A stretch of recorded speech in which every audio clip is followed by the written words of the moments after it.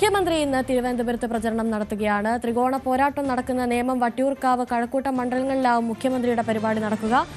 തിരുവനന്തപുരത്ത് നിന്നും കൂടുതൽ വിവരങ്ങളുമായി വി അരുൺ കൂടി ചേരുന്നുണ്ട്. അരുൺ, കഴിഞ്ഞ ദിവസമൊക്കെ മുഖ്യമന്ത്രി മാധ്യമപ്രവർത്തകരുടെ ചോദ്യങ്ങൾക്കൊന്നും മറുപടി നൽകുന്നില്ല എന്നുള്ള വിമർശനങ്ങളൊക്കെ ഉയർന്നിരുന്നു. ഇന്ന് മുഖ്യമന്ത്രിയുടെ ഭാഗത്ത് നിന്നും എന്തെങ്കിലും തരത്തിലുള്ള പ്രതികരണം ഉണ്ടാകാനുള്ള സാധ്യതയുണ്ടോ പ്രചരണത്തിനെത്തുമ്പോൾ?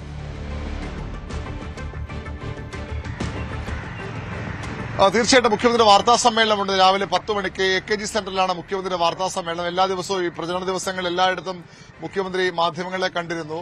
സ്വാഭാവിക ഇന്നും അതിന് പ്രതികരണം ഉണ്ടാകും. ഇന്നലെ ഉണ്ടായ സംഭവത്തിലടക്കം അദ്ദേഹത്തിന്റെ വിശദീകരണം ഉണ്ടാകാൻ തന്നെയാണ് സാധ്യത. SDP സഖ്യവുമായി ബന്ധപ്പെട്ട് ഇപ്പോഴും സഖ്യം SDP പിന്തുണ വേണമെന്നോ വേണ്ടയെന്നോ പറയാൻ CP നേതാക്കൾ തയ്യാറായിട്ടില്ല. ഇന്നലെ ഒടുവിൽ MA ബേബിയും നേമം ഉൾപ്പെടെയുള്ള മണ്ഡലങ്ങളിൽ BJP തോൽക്കാൻ ആഗ്രഹിക്കുന്നവർക്കൊക്കെ ഇടതുമുന്നണി വോട്ട് ചെയ്യാമെന്നൊരു നിലപാടാണ് സ്വീകരിച്ചത്. അത് കോൺഗ്രസ് അത് വലിയ ആയുധമാക്കുന്നുണ്ട്. കാരണം ജമാഅത്തെ ഇസ്ലാമിയാണ് കോൺഗ്രസിന്റെ പ്രധാനപ്പെട്ട സഹായിയായി ഇപ്പോൾ നിൽക്കുന്നത്.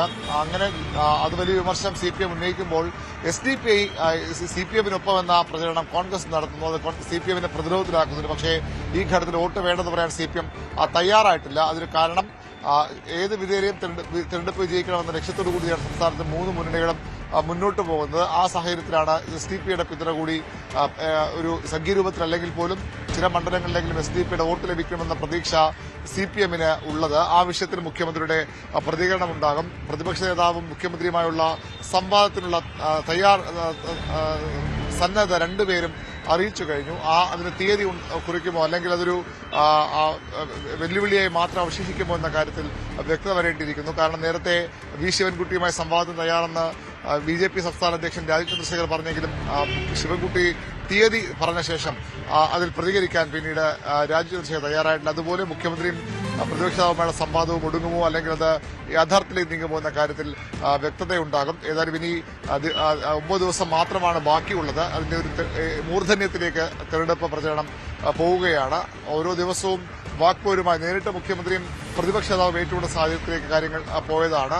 ഇന്നും സമാനമായ സാഹചര്യം ഉണ്ടാകും. മുഖ്യമന്ത്രി ലക്ഷ്യമിട്ട് പ്രതിപക്ഷ നേതാവ് ലക്ഷ്യമിട്ട് മുഖ്യമന്ത്രി നിരന്തരം വിമർശനങ്ങൾ ഉന്നയിക്കുകയാണ്. ഇന്നലെ രാഹുൽ ഗാന്ധി കോൺഗ്രസിന്റെ പ്രധാനപ്പെട്ട നേതാവ് ലോക്സഭാ പ്രതിപക്ഷ നേതാവ് കേരളത്തിലെത്തിയപ്പോൾ ഈ ശബരിമല സ്വർണ്ണക്കൊള്ള വീണ്ടും പ്രചരണമാക്കാനുള്ള ലക്ഷ്യം പ്രഖ്യാപിച്ചു കഴിഞ്ഞു.